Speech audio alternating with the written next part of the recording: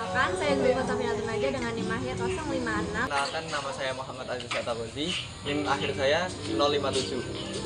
Perkenalkan, nama saya Naila Nadia Ramadhani dengan NIM akhir 058. Perkenalkan, nama saya Alicia Duselzam Soraputri dengan NIM 059. Perkenalkan, nama saya Pauline Febriana Putri Effendi dengan NIM akhir 060. Apa itu teori Big Bang? Teori Big Bang yaitu alam semesta terbentuk dari inti materi yang sangat padat dan sangat panas.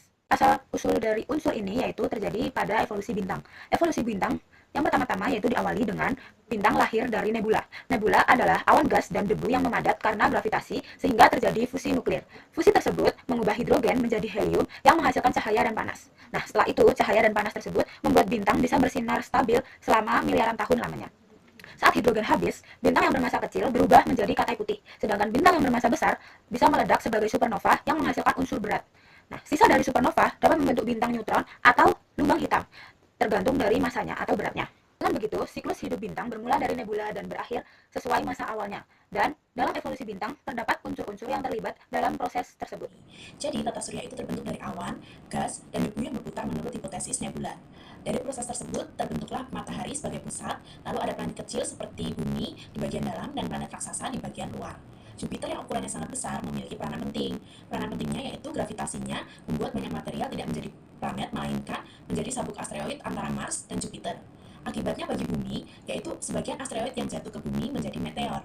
Nah, tabrakan antara meteor ini menjadi peranan penting untuk para ilmuwan untuk mengetahui umur dan komposisi bumi. Arkean, pada zaman Hadian ini, terkenal bumi masih sangat panas, penuh vulkanisme, dan sering terjadi tumbukan asteroid. Selanjutnya asal-usul bulan, hipotesis tumbukan raksasa dengan benda seukuran Mars. Asal-usul air, dari letusan gunung api, meteorit, dan komet. Selanjutnya, zaman Arkean. Di zaman Arkean ini, berkurangnya pembauman asteroid besar. Awal mula catatan batuan dan fosil di zaman ini, fosil tertua ditemukan yaitu stromatolith berumur 3,48 miliar tahun. Lalu terbentuknya benua besar dengan sisa benua kuno, yaitu disebutnya kraton. Di sini ada Rodinia. Sekitar 1 miliar tahun lalu terbentuk superbenua Rodinia yang pecah jadi beberapa bagian benua. Pecahan ini menciptakan lautan dangkal yang mendukung evolusi selanjutnya. Kemudian ada evolusi kehidupan.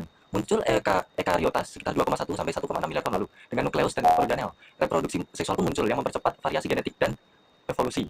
Fauna Ediacara pun juga muncul, teman-teman, yaitu organisasi multisel pertama, bertubuh lunak dan mirip ubur-ubur atau cacing. Kemudian ada fotosintesis dan oksinasi. Ada sebuah bakteri yaitu bernama Cyanobacteria yang menghasilkan oksigen, yang membuat terjadinya Great Oxidation Event atau GOE. Oksigen mengubah kimia lautan, membuat endapan besi berlapis dan atmosfer. Dampaknya punahnya bakteri anaerob. Kemudian muncul organisasi aerob. Oksigenasi memicu glasiasi huron sekitar 2,1 miliar tahun lalu karena metana di atmosfer berkurang. Baik, yang pertama pada masa Paleozoikum, invertebrata laut seperti Trilobita, koral, dan brachipoda berkembang pesat dengan bagian tubuh keras. Lalu banyak yang punah saat kepunahan massal Permian. Yang kedua, ikan muncul sejak Ordovisium dan berevolusi pesat di Devon. Sebagian menjadi amfibi pertama, dari amfibi lahirlah reptil pada karbon dengan telur bercangkang keras. Lalu berkembang sebagai tetrapoda darat. Yang ketiga, tumbuhan mulai menjajah daratan sejak Silur, membentuk hutan raksasa pada karbon dan Gymnosperm minasi pada Permian. Yang keempat yaitu secara tektonik, benua-benua bersatu membentuk Pangea, menyebabkan perubahan iklim dan sedimentasi besar yang berkontribusi pada kepunahan massal akhir Paleozoikum. Yang pertama, pada masa Mesozoikum, dinosaurus muncul dan mendominasi, belum berevolusi dari dinosaurus theropoda, sedangkan mamalia kecil mulai berkembang tapi belum mendominan. Yang kedua, akhir kapur, dinosaurus non-unggas punah akibat tumbukan asteroid dan vulkanisme, sementara burung dan mamalia selamat. Yang ketiga, secara tektonik, Pangea pecah menjadi Laurasia dan Gondwana, memicu pembentukan samudra baru serta cekungan sedimentasi laut dan darat yang luas. Kenozoikum, mamalia dan burung berkembang pesat menggantikan dinosaurus dengan munculnya paus, kuda, gajah hingga manusia. Iklim awalnya hangat lalu mendingin sehingga memunculkannya zaman es. Tektonik membentuk dunia modern seperti Himalaya, Alpen, Andes terangkat, samudra Atlantik melebar, dan benua-benua menempati posisi seperti sekarang. Bumi terbentuk sejak miliaran tahun yang lalu dan telah mengalami banyak sekali perubahan besar, mulai dari terbentuknya kerak awal, munculnya mikroba, peningkatan oksigen, hingga berkembangnya hewan dan tumbuhan kompleks.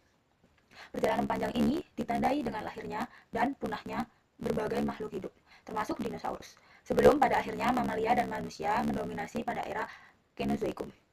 Kini di era Anthropocene, manusia menjadi faktor utama dari perubahan bumi, sehingga pemahaman sejarah geologi sangat penting untuk menjaga kelestarian kehidupan di masa depan.